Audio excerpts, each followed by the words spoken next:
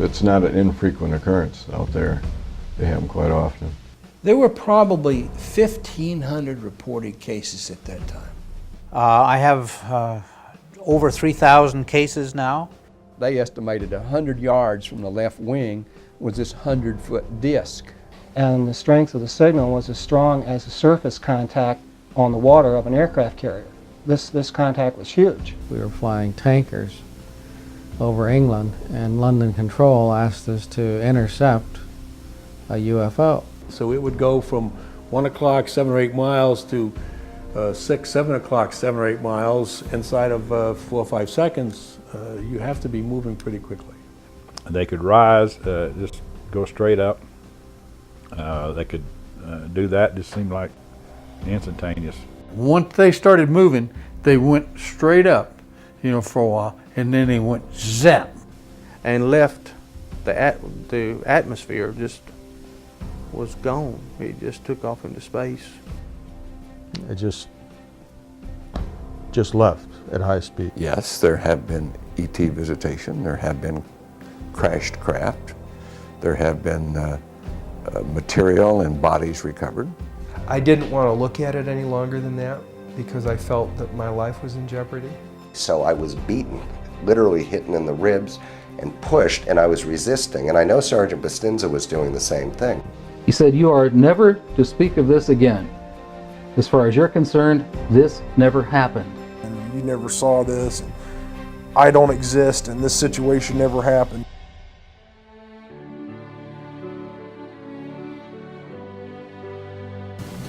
We are here today to disclose the truth about a subject that has been ridiculed and questioned, denied for at least 50 years. The reason we are coming forward now is that we are asking for the U.S. Congress and for President Bush to move towards an official inquiry and disclosure on this subject. Morning, ladies and gentlemen. My name is Clifford Stone. I was a Sergeant First Class, United States Army. My name is Dwayne Arneson. I served 26 years as a communication electronics officer in the U.S. Air Force. My name is John Callahan. I'm a retired FAA employee. I was the division manager for the Accidents Evaluation and Investigation Division. My name is Don Phillips.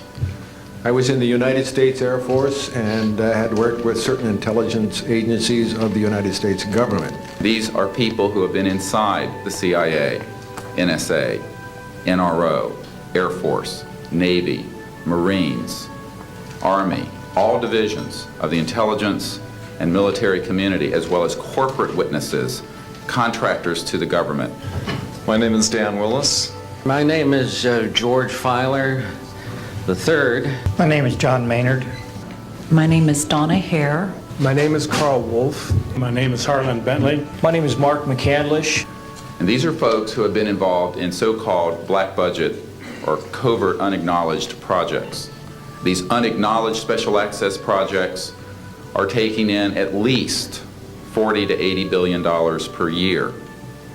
And they are sitting on technologies that can change the world forever. My name is Charles L. Brown. My name is Michael Smith. My name is Robert Solis. My name is Carol Rosen.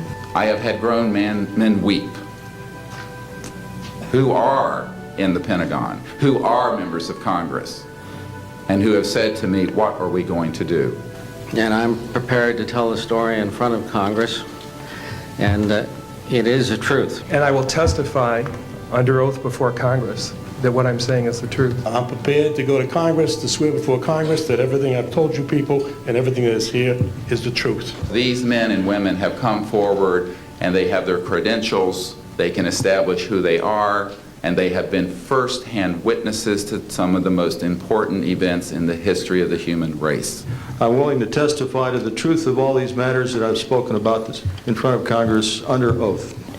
I'm willing to testify before Congress that what I'm saying is true. And I am prepared to testify in detail concerning these events and their truthfulness before Congress. These statements are true. I'm willing to testify under oath before Congress. That I will testify under oath as to what I say is true, and I will do so before Congress. I will testify before Congress if necessary and explain exactly what happened.